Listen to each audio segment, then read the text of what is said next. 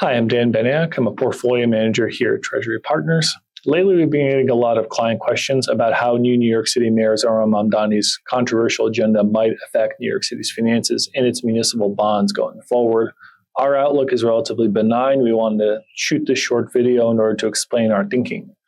In order to understand the New York City of today, you kind of have to go back 50 years and understand that the events of the 1975 New York City financial crisis were a pretty pivotal point in the city's history and continue to cast a long shadow on city operations today.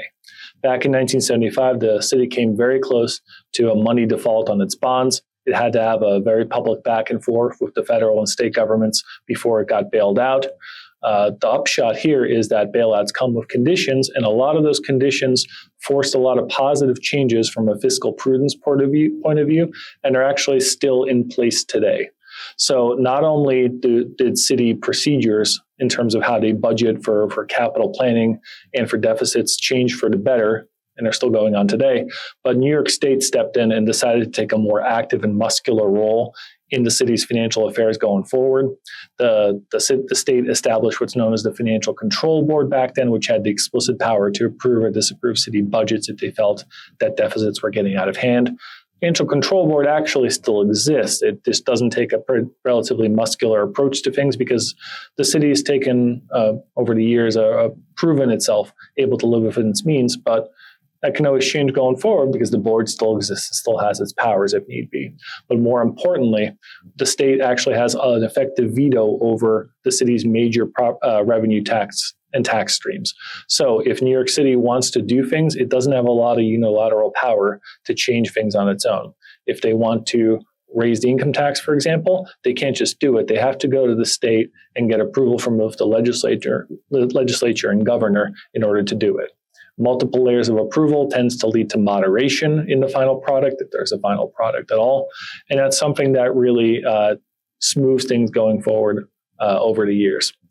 Now, if we want to pivot things to the actual financial nuts and bolts of how the city budget works, what we need to look at is focused on three particular revenue streams: property taxes, income taxes, and sales taxes.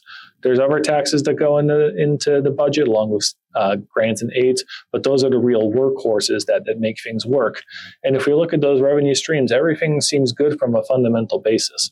Property taxes are looking good because property values are up, so are rents, and that's a percentage-based revenue tax. So as property values go up, so do property taxes. Same thing with income taxes.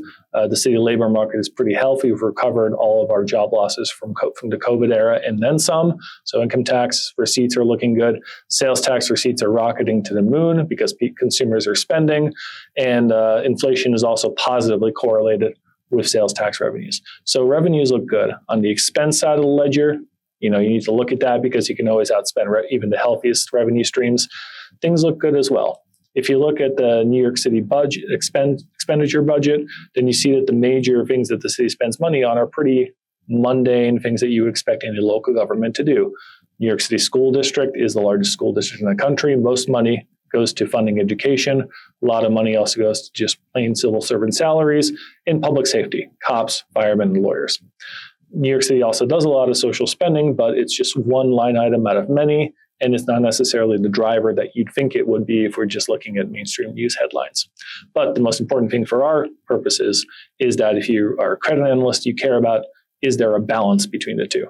And the fact of the matter is that for decades at a time, New York City has proven its ability to balance revenues with expenditures.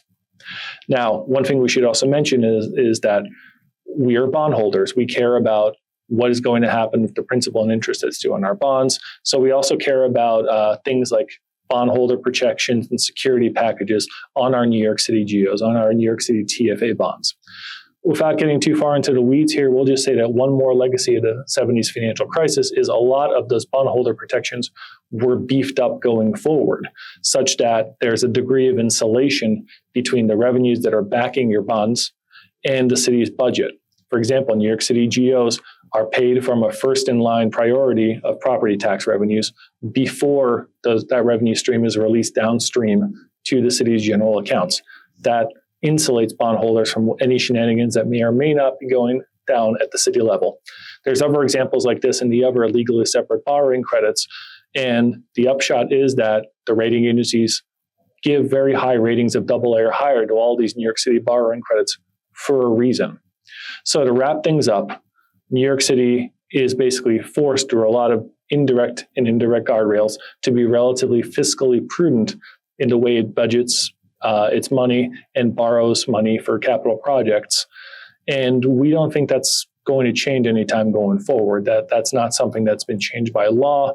You have multiple layers of approval that are required for any major tax changes, and that tends to lead once more to moderation. We would caution people to look past headlines and realize that as credit analysts, you don't necessarily have to like some of the political choices that politicians in power are making, but what you care about is whether they're doing it in a financially responsible way. And if and until that changes, we think it is being done in a responsible way. If it does, then we'll be back here, shoot another video and tell you otherwise. We're actually releasing this video in conjunction with a white paper that goes over all these details and much more. So please be on the lookout for that if you want to know more, or just simply reach out to your advisor to talk about how this affects your portfolio. Thank you very much for listening.